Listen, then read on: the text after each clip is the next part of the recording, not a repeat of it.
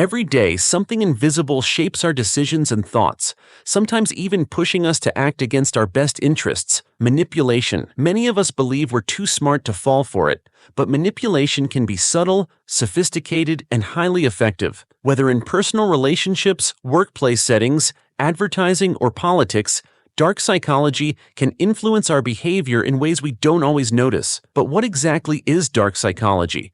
Simply put, it's the study of how human behavior can be controlled or influenced by exploiting psychological weaknesses. Manipulation taps into emotions, thoughts, and decisions without people even realizing it. While not all persuasion is bad, dark psychology uses manipulation for selfish gain, often harming the person being controlled. Today, we'll explore the most common and effective tactics manipulators use, helping you recognize and protect yourself from manipulation. Let's begin with one of the most powerful tools of manipulation: emotional triggers. Emotions are a fundamental part of how we experience the world, and they can easily override logic when they're manipulated the right way. Skilled manipulators know this and will play on your emotions to influence your decisions. Take fear, for instance. Fear is one of the strongest emotions we have, and it's a go-to tool for manipulators. Fear makes us act without thinking, searching for safety at all costs. This is something that politicians, advertisers, and even some public speakers have mastered. They paint scenarios that incite fear in their audience, whether it's fear of a declining economy, crime, or some imminent danger, and then present themselves or their ideas as the solution to that fear. The problem is, fear makes us less rational and more reactive. When you're scared, you're less likely to weigh your options carefully or think about long-term consequences. Next is guilt, another highly effective emotion used in manipulation. Think about a time when someone made you feel guilty for something you didn't even do. Maybe it was a friend who made you feel responsible for their bad day, or a family member who guilted you into doing something you didn't want to do. Manipulators know that guilt can push people to act out of obligation rather than desire. It's a subtle but powerful way to control someone's actions. In romantic relationships, guilt is often used to keep one partner in control of the other. Imagine a scenario where one partner constantly reminds the other of how much they've sacrificed for the relationship, making the second partner feel as if they owe them something. This keeps the manipulated person in a perpetual state of debt, always feeling like they have to repay their partner in some way, even when they haven't done anything wrong. Another manipulation tactic is gaslighting. This is when someone manipulates you into questioning your own reality or sanity. It's a form of psychological abuse that makes you doubt your memory, perception, or even your entire worldview. A classic example is when a manipulator blatantly lies about something you know is true, then accuses you of being overly sensitive or imagining things. Over time, this tactic can wear down a person's confidence in their own judgment, making them more dependent on the manipulator for guidance and validation. Gaslighting isn't just limited to personal relationships. It can occur in the workplace or even on a societal level. For instance, if a leader or public figure repeatedly tells people that their concerns aren't real or dismisses factual information as fake news, they're gaslighting the public. The goal is to create confusion, leaving people unsure of what to believe, and therefore more likely to accept the narrative being pushed by the manipulator. Another key tool in the arsenal of dark psychology is mirroring. This is when a manipulator mimics your behaviors, speech patterns, or emotions to make you feel connected to them. It's a subtle tactic that's used to build trust and rapport quickly. Think about how you feel when you're talking to someone who nods in agreement, mirrors your body language, and seems to share your opinions. You're more likely to trust them and feel like they get you. Manipulators know this, and they use mirroring to create a false sense of closeness. For instance, in sales, a salesperson might subtly adopt your mannerisms or speech style to make you feel at ease. The goal is to make you more likely to buy what they're selling because you feel a connection with them. In reality, they're simply using mirroring as a tactic to manipulate your emotions. Moving on, let's talk about the scarcity principle, another tactic commonly used in manipulation.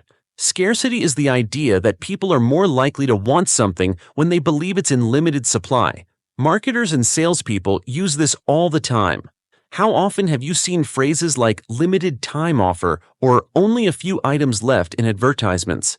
This plays on our fear of missing out, or FOMO. When we think something is scarce, we're more likely to rush into a decision without thinking it through. The scarcity principle can make us act impulsively, buying things we don't need or agreeing to deals we would otherwise reject if we felt we had more time to think it over. In personal relationships, scarcity can also be used to manipulate emotions. A person might make themselves seem less available to create a sense of urgency or desire. They'll pull back their attention, making the other person feel like they need to act fast to keep the relationship alive. It's all about creating a false sense of value through the illusion of scarcity. Now let's turn to body language manipulation. Nonverbal cues like facial expressions, gestures, and posture play a massive role in how we communicate, and manipulators are often very skilled at using body language to influence others. For instance, someone might use direct eye contact, confident posture, or a firm handshake to project authority and confidence, even if they're not trustworthy. This can make it harder for us to question them, as their body language communicates power and credibility. Body language can also be used to intimidate. A manipulator might invade your personal space, stand too close, or use aggressive gestures to make you feel uncomfortable. This discomfort can lead you to comply with their demands just to escape the situation. It's a way of asserting dominance without saying a word. We've all seen this tactic used in negotiations or high-pressure sales environments. The salesperson might lean in a little too close, making you feel pressured to agree to their terms just to regain your personal space. It's subtle, but it's effective. Let's not forget about the foot-in-the-door technique, which is a classic form of manipulation that involves getting someone to agree to a small request first, then gradually increasing the demands. Once you've said yes to a small favor, you're more likely to agree to larger ones because you've already committed. Manipulators know that once you've taken that first step, it becomes psychologically harder to say no to the next.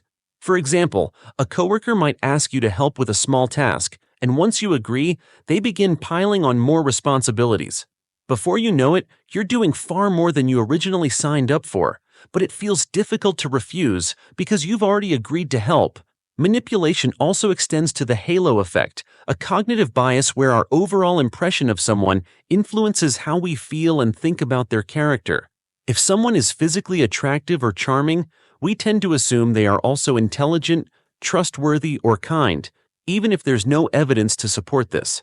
Manipulators who are aware of this bias use their charm, attractiveness, or social status to get away with things that others wouldn't.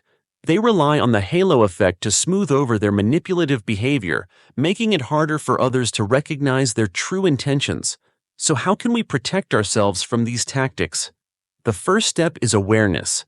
Simply knowing that these tactics exist makes you less vulnerable to them. When you're aware of emotional triggers like fear or guilt, you can pause and question whether those feelings are being manipulated. If you recognize the scarcity principle at play in an advertisement, you're less likely to rush into a decision out of fear of missing out. Another key defense is maintaining healthy boundaries. Manipulators often push past personal limits to gain control, so it's important to set and enforce clear boundaries. Whether in a relationship, at work, or in everyday interactions, knowing what you're comfortable with and being firm about it will protect you from people who try to exploit your kindness or vulnerability.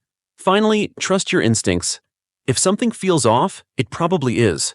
Manipulators rely on creating confusion or self-doubt to make their tactics work. When you trust your gut, you're less likely to fall into their traps. Dark psychology and manipulation are powerful forces that shape our lives in ways we often don't recognize. But by understanding the tactics used by manipulators, from emotional triggers and body language cues to psychological biases, you can protect yourself and navigate the world with confidence. Knowledge is your greatest defense. The more aware you are, the less power manipulation has over you.